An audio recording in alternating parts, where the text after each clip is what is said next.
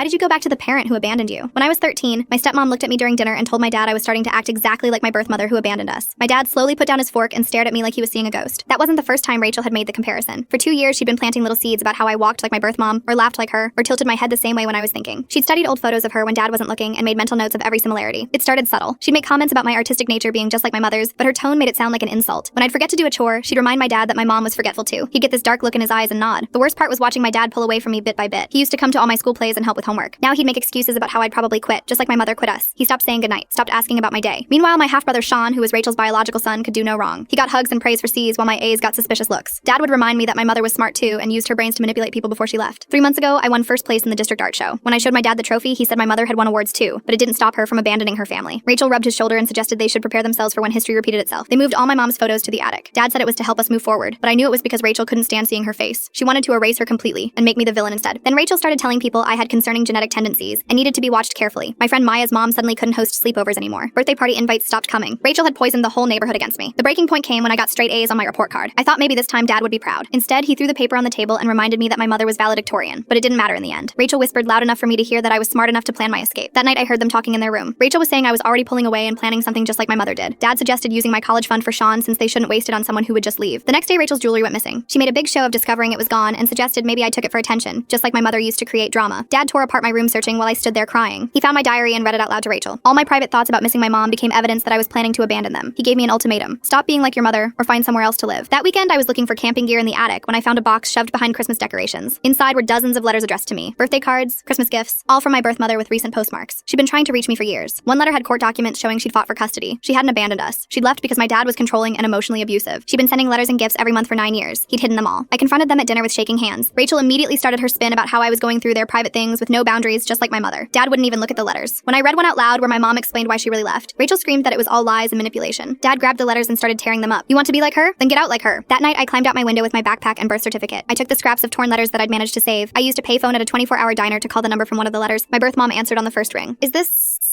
Oh my god, I've been waiting for this call for 9 years. She drove through the night to get me. When we got back to her house, she showed me boxes full of returned letters and gifts, all marked refused in my dad's handwriting. She had a lawyer who'd been documenting everything. Dad filed a missing person report, but when police came to my mom's house, I showed them the letters and court documents. They called Child Services, who launched an investigation. Rachel's ex-husband came forward saying she'd done the same thing with his kids. Dad texted me once during the custody hearings. You chose abandonment, just like I knew you would. I've lived with my birth mom for a year now. Turns out the only person who abandoned me was him.